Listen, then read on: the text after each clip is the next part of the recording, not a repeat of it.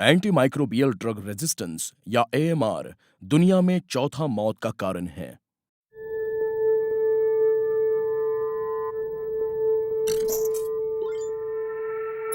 The world health organisation यानी WHO के आंकड़ों के अनुसार 2050 तक प्रति वर्ष करीब 1 करोड़ लोग एएमआर से मृत्युग्रस्त हो सकते हैं।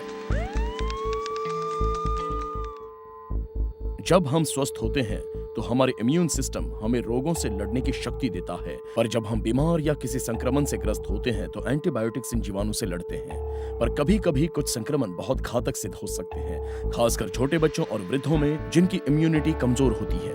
और आज संक्रमण करने वाले बैक्टीरिया पर काफी सारी दवाइयां काम करनी बंद हो गई हैं, क्योंकि जिस जीवाणु के कारण ये बीमारी होती है वो विभिन्न एंटीबायोटिक्स के विरुद्ध प्रतिरोधक शक्ति विकसित कर लेती है, जिसे हम कहते हैं सुपरबग्स। कभी कभी आंकड़े हमें उतना नहीं जगाते जितना कि किसी निजी की मृत्यु से हमारी आंखें खुल जाती हैं। इस मरीज की मृत्यु इसलिए हो गई कि संक्रमण फैलाने वाले जीवाणु पर एंटीबायोटिक्स ने काम करना बंद कर दिया था, और आखिर में मरीज को ऐसे ड्रग्स दिए गए जिससे उसके शरीर के अनेक अंगों ने काम करना बंद कर दिया, जिसकी वजह से इनकी मृत्यु हो गई।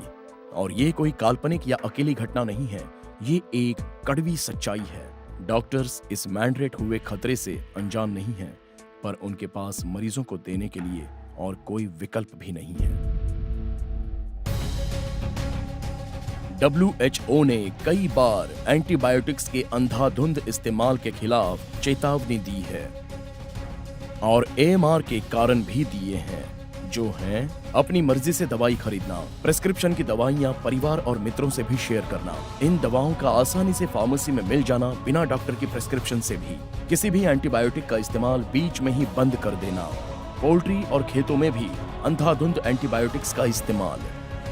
इसलिए हम सभी से अनुरोध करते हैं कि एंटीबायोटिक्स जो एक वंडर ड्रग की तरह है, उनका डॉक्टर की सलाह पर ही उपयोग करें।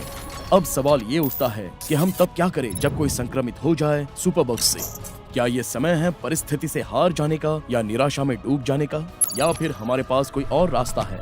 ऐसी वैकल्पिक थेरेपी जिसको आज फिर से समझने और इस्तेमाल में लाने की जरूरत है। एक ऐसी थेरेपी जो प्रसिद्ध हो रही है और उसका खोया हुआ अस्तित्व वापस आ रहा है।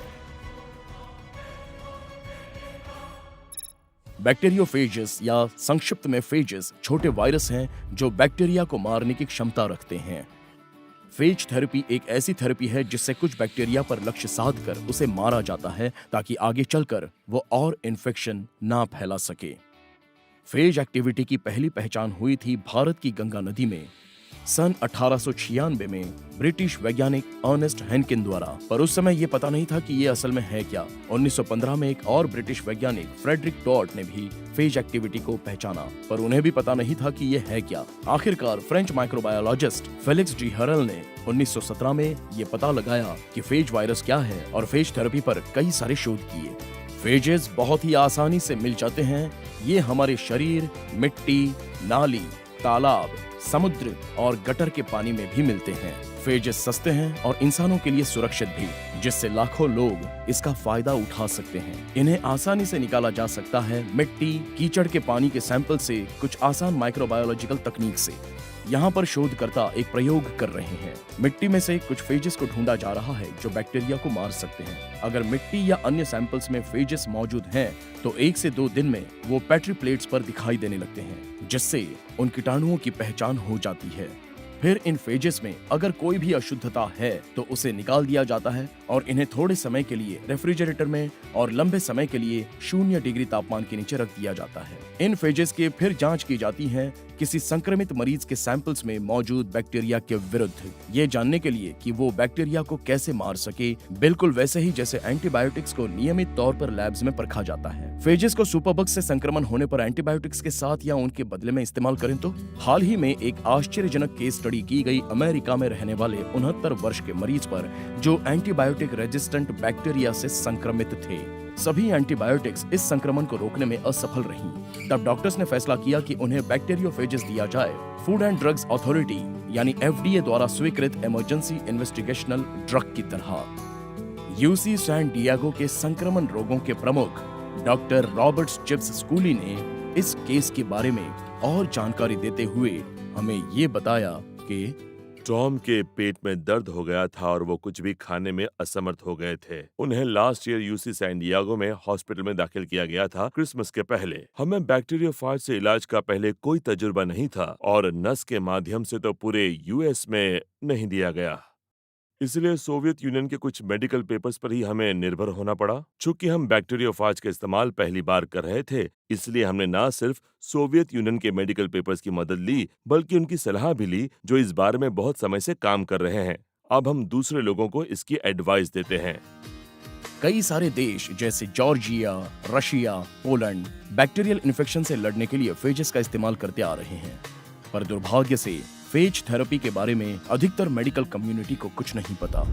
अब सवाल ये उठता है कि क्यों बैक्टीरियोफेज थेरेपी को मुख्य धारा में शामिल नहीं किया जा रहा है, जबकि दुनिया के कुछ देशों में इसका इस्तेमाल सफलतापूर्वक किया जा रहा है। 40 के दशक से पहले इस थ्योरी का विस्तारित रूप से अभ्यास किया गया, मंजूरी लेकर उपयोग किया गया यूरोप और यूएस में, पर एंटीबायोटिक्स के आगमन के बाद पश्चिमी देशों ने इसे नकार दिया।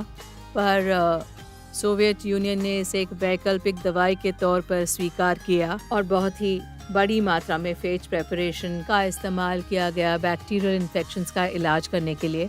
और अब ये पुरानी धारणा बदल चुकी है। वाओ, मैंने ये नोटिस किया है पिछले एक दो सालों में लोग बहुत ज्यादा जागरूक हो गए हैं। इसकी पहली वजह है शायद जानकारी की कमी, उनको पता ही नहीं है कि फेज क्या है। दूसरी ये है कि उन्हें डर है क्योंकि ये तो वायरस है। अगर हम वायरस के बारे में बात करें तो लोगों की इसके बारे में हमेशा गलत धारणा रही है। पर ये एक विशेष वायरस है, ये सिर्फ बैक्टीरियल वायरस है, ये सिर्फ बैक्टीरिया और होस्ट बैक्टीरिया को ही मारता है।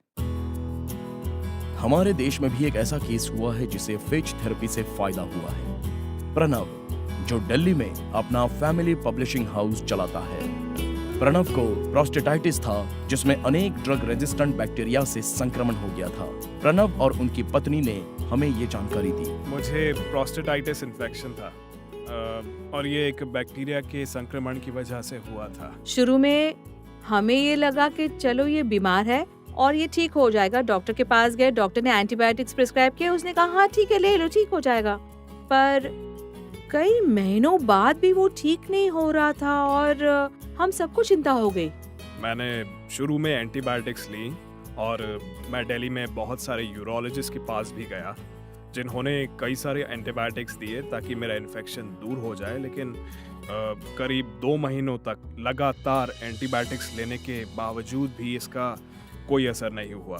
मेरी हालत बस खराब होती जा रही थी। एक साधारण इन्फेक्शन का इलाज एंटीबायोटिक्स नहीं कर पा रहे थे और डॉक्टरों के पास इसके अलावा और कोई उपचार नहीं था। और ये उसकी अपनी खोज है जिससे हमें फेज थेरेपी के बारे में पता चला।